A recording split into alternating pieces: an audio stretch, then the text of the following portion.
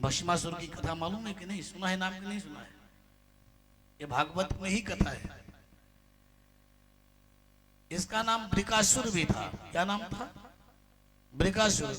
बाद में जब इसको भस्म किया गया तो इसका भस्मासुर नाम पड़ गया। तो ये केदार क्षेत्र में जाकर किसने तपस्या की? क्या की?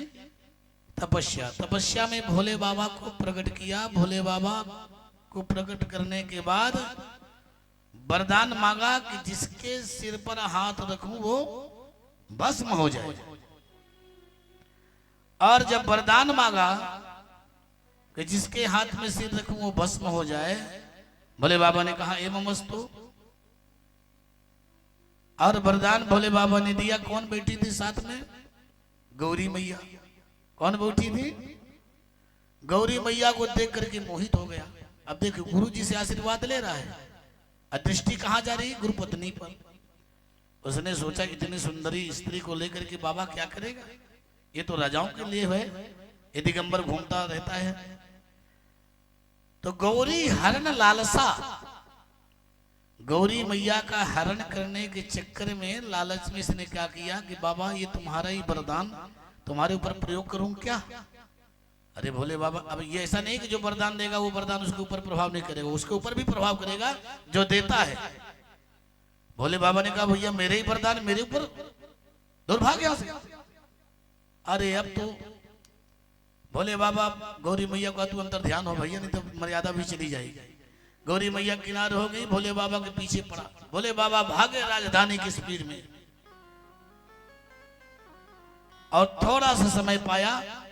भगवान विष्णु को शिवरा के प्रभु रक्षा करिए, लगता है श्रीमती भी चली जाएंगी, हम तो चले ही जाएंगे, वो भी बेचारी नहीं बच पाएंगी, ये राक्षस मुझे परेशान करके रखा है। भोले बाबा प्रार्थना कर ही रहे थे कि भगवान विष्णु बीच रास्ते में ही प्रकट हो गए। बोलो लक्ष्मी नारायण भगवान की जय हो। अब भगवान ने आवाज लगाई, है शाकुने नंदन कहां भागे जा रहे हो? बृकासुर को कहां भाग रहा तुम? अरे हमारे पास भी ठहरने का समय नहीं है। बोल क्यों भाई, क्यों पीछे से आवाज? अरे भैया रुको थोड़ा सा, तुम्हारा हित के लिए बात करना चाहता हूँ, रुका। बोले कहाँ ये पीछे, किसके पीछे भाग रहा है? बोले शंकर के पीछे। बोले क्यों? अरे बोले मुझे वरदान दिया है भस्म होने का, जिसके ऊपर हाथ रखूंगा। अरे महाराज बोले 5 दिन पहले तो मुझे भी दिया था। अरे भांग धतूरा खाता है, इसको स्वयं होश नहीं रहता शरीर का, इसके वरदान का क्या होश रहेगा? 5 दिन पहले दिया था, देख ले मेरे हाथ में कहीं कोई भी इसमें अग्नि प्रज्वलित हो रही क्या? देख। तो अपने दिखाया भगवान विष्णु ने, कहा कि देख हाथ में हाथ लगा, गर्म है थैली मेरी। क्या ब्राह्मण के रूप में थे भगवान? बोले नहीं कुछ नहीं है। बोले तेरे में भी कुछ हाथ में कुछ नहीं है, तो ऐसे देते घूमते फिरता रहता है, कुछ नहीं, वरदान वरदान इसके चक्कर में मत पड़। और ऐसे भगवान ने उलझाया। बोले जब मेरे हाथ से कुछ नहीं निकल रहा है, न धुआं निकल रहा है, न अग्नि प्रकट हो रही है, तेरे हाथ से क्या निकलेगी? थोड़ा तू अपना हाथ देख। और ऐसे करते करते करते भगवान ने उसी के ऊपर ही सिर हाथ रखवा दिया। गोविंदाय नमो नमः, वहीं पर मर गया, भस्म हो गया। भोले बाबा प्रकट हो गए। बोले बाबा प्रभु यदि आप ना होते, भोले बाबा ने कहा प्रभु आप ना होते तो न मेरी रक्षा हो पाती न मेरी श्रीमती जी की। भगवान नारायण ने कहा भोले बाबा ये कलियुगी लोग हैं, ये अमरूद भी चढ़ाए तो एक बार देख लिया करो कि अंदर कीड़े उड़े तो नहीं पड़े हैं, कहीं बाजार से ऐसे पिपला लेकर तो नहीं आए हैं। अच्छा एक बड़ी सुंदर कथा है। एक शंकर जी से वरदान मांगा भक्त, नहीं आया और अमरूद चढ़ाया।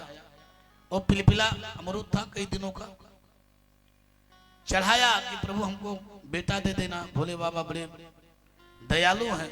बेटा जन्म लिया, जब जन्म लिया तो सिर भी उसका पिलपिला टाइप का था।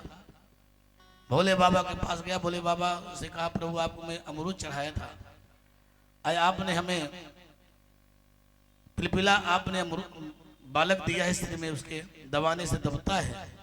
भगवान ने कहा तो अमरूद तू कैसे चढ़ाया था?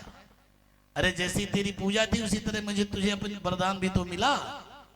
तब भोले बाबा बहुत शीघ्र प्रकट हो जाते हैं। इनका नाम है एक, क्या नाम है? आशुतोष। आशु शीघ्रम तुष्यति इति आशुतोषा। ये विचार नहीं करते। और भगवान हमारे जब देते, आपने कथा श्रवण किया कि नहीं किया? प्रहलाद जी को भगवान ने दिया कि नहीं दिया?